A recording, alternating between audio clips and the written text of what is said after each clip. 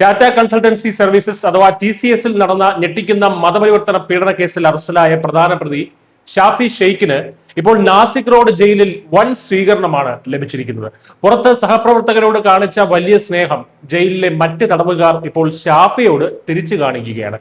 ജയിലിലെ അന്തേവാസികൾ ഒന്നടങ്കം ചേർന്ന് ഷാഫി ഷെയ്ഖിനെ ശാരീരികമായി ആക്രമിച്ചു എന്ന വാർത്തയാണ് ഇപ്പോൾ പുറത്തുവരുന്നത്.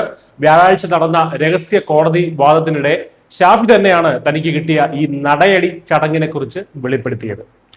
വർഷങ്ങളായി TCSൽ ബിസിനസ് പ്രോസസ് അനലിസ്റ്റായി ജോലി ചെയ്തിരുന്ന ഷാഫിക്ക് ഇപ്പോൾ സ്വന്തം ജീവനിൽ വലിയ ഭയം തോന്നി തുടങ്ങിയിട്ടുണ്ട്.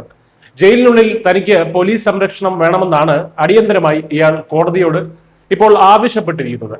TCS പോലുള്ള വലിയൊരു സ്ഥാപനത്തിൽ ഇരുന്നുകൊണ്ട് കൂടെ ജോലി ചെയ്യുന്നവരെ ഭീഷണിപ്പെടുത്തി മതപരിവർത്തനം നടത്താൻ ശ്രമിച്ചപ്പോൾ ഇയാൾ ഇങ്ങനെ ഒരു ഗതികേട് സ്വപ്നത്തിൽ പോലും കരുതിയിട്ടുണ്ടാകില്ല.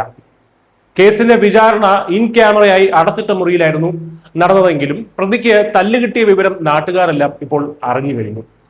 കഴിഞ്ഞ മാർച്ച് അവസാനത്തോടെയാണ് TCSലെ ഈ ഞെട്ടിക്കുന്ന സംഭവങ്ങൾ പുറം ലോകം അറിയാൻ തുടങ്ങിയത്. ദേവ്ലാലി ക്യാമ്പ് പോലീസ് സ്റ്റേഷനിൽ ഒരു ജീവനക്കാരി നൽകിയ പരാതിയിൽ നിന്നാണ് ഈ ഒരു വലിയ തട്ടിപ്പിന്റെ ചുരുളഴിയുന്നത്.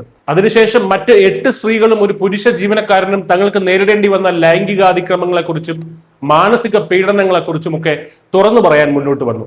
2022 മുതൽ 2026 വരെയുള്ള കാലയളവിൽ പ്രതികൾ അശ്ലീല പരാമർശങ്ങളും അനാവശ്യ ശാരീരിക സ്പർശനങ്ങളും നടത്തിയിരുന്നതായി അന്വേഷണത്തിൽ വ്യക്തമായിട്ടുണ്ട്.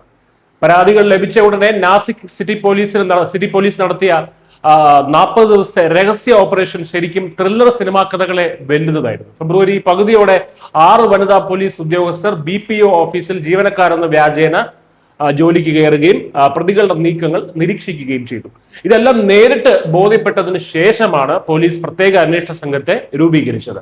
ഇരകൾ പലതവണ ഇമെയിൽ വഴി പരാതിപ്പെട്ടിട്ടും നടപടിയെടുക്കാതിരുന്ന HR മാനേജർ നിദ ഖാൻ ഉൾപ്പെടെ 8 പേർക്കെതിരെയാണ് FIR രജിസ്റ്റർ ചെയ്തിരിക്കുന്നത്.